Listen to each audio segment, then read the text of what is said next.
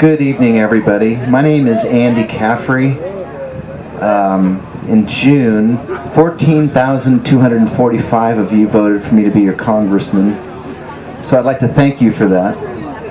But I'm here to talk about something else I'm associated with, and that's, it happened in 1987 down in the Bay Area. It was the first grassroots resistance to genetically modified organisms.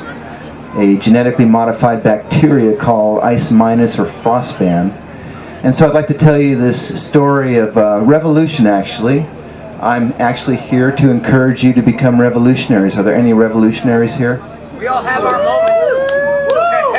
Yeah, well, you know, my main issue has been the climate crisis, and particularly the polar ice situation. And we just found out in May that the collapse of the West Antarctic ice sheet is inevitable, and that means a 20-foot sea level increase is inevitable. So we've gotten to the brink of, well, to the point and beyond the point of collapse in our society. And the same thing is going to happen with GMOs.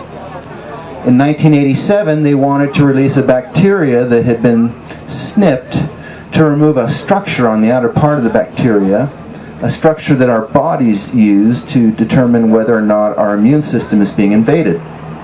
And they didn't have any regulations at all for life forms. So they just applied in California the rules for chemicals. The chemicals don't mutate. They don't go wherever they want to.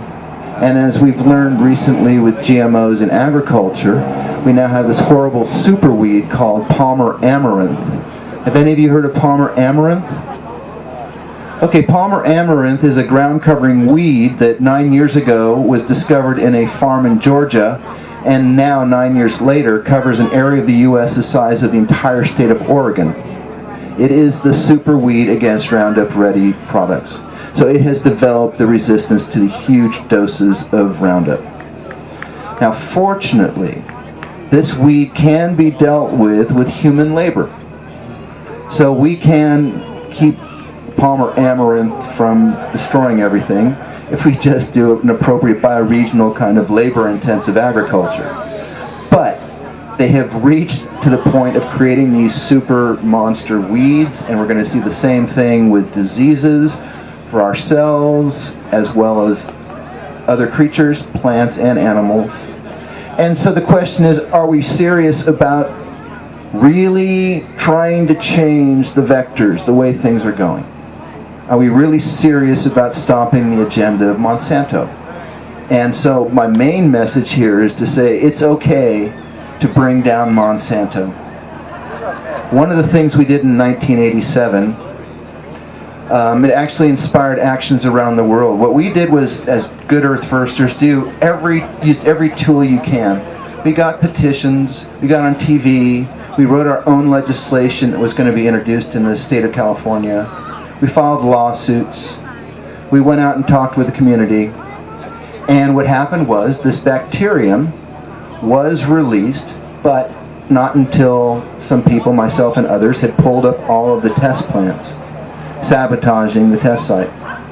And so, to make a long story short, a year later, the company was bankrupt because Volvo and the other investors thought that we were not going to give up. And they were going to see a delay in getting profits for their product. And at that time, there were going to be 30 tests in the next 2 years of genetically modified microorganisms.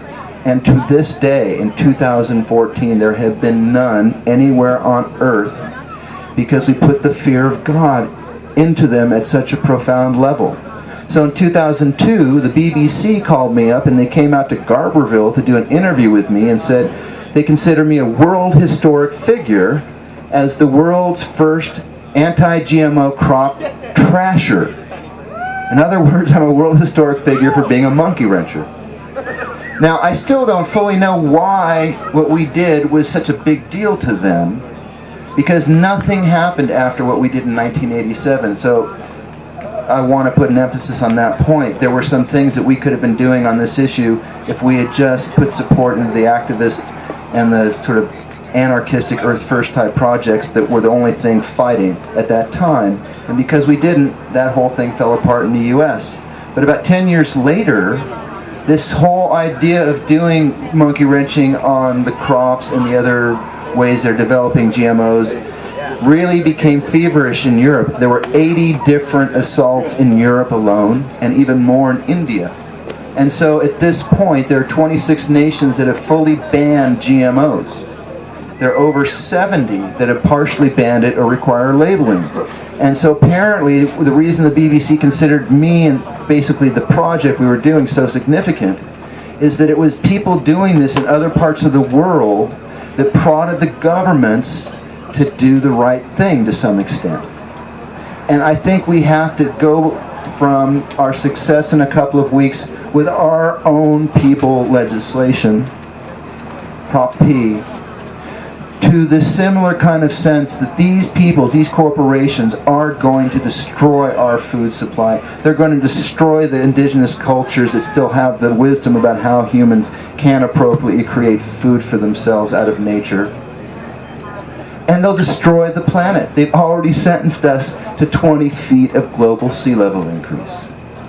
So now is the time to be revolutionary. We have to get into that kind of psychology, and that's my point. I'm not asking you to do anything specifically, but I will close by telling you that what I'm going to be doing in the next year regarding the climate is we've announced a new project on the climate. It's a reaction to Bill McKibben's 350.org. It's called 280 Now, because we now know, going back 2.5 million years, that the natural range of CO2 during the entire time our species evolved and all of our natural systems, the last 2.5 million years, the Pleistocene, the natural range of CO2 was 170 to 290, and we're at 400. And if you understand how systems maintain their integrity in ecosystems, whether it's a species or a system, it stays within tolerances through which it evolved. It only evolves to develop capacities to respond to circumstances that are presented to it during evolution. And so we're way beyond that. And so we're saying we're going to have 2015 be a year of outrage against climate destabilization and climate criminals, a year of direct action. And all you have to do is just think about doing the most radical stuff you feel comfortable doing and saying, yes, we're outraged about this. And what we need to do is we have to support the conversion to get off all fossil fuels and all nuclear power into a bioregional sustainable economy where everybody meets their needs as close to home as possible. We have to do it as fast as humanly possible, like 10 years or less, and get down to 280 parts per million now. So that's my invitation. I feel very optimistic. This year when I got 14,000 whatever votes, I'd run 2 years before and I got 2,000. And this time there was an agent provocateur who sabotaged my entire campaign, all of my fundraising until the last 3 weeks, but 14,000 people voted for an anti-GMO saboteur who smokes pot and who's calling for the president to start shutting down every nuclear power plant on the planet starting next year. So let's take part, become conscious of this culture that we now are part of, and let's go for it. Thank you. Oh, one other thing, I have a website, caffreyforcongress.org, and I have an ebook that's coming out that's got all kinds of stuff like that. It's totally free. So just check out caffreyforcongress.org. In a couple of days you can get my ebook. It's called Welcome to the Madhouse Century, Our World Produced by Psychopaths, Dimwits, and Dupes. Good night. What's that? That sounds like something I would like. Yeah. The title. Thank you, Andy. All right, we're going to take a few moments here. We're going to get set up for the DJ, and we're going to have the party continue. Who's having a good time out here at the Mateel? Is that it? Come on, give it up. How are you going to vote? No. Yes. Make sure you know. We'll be right back.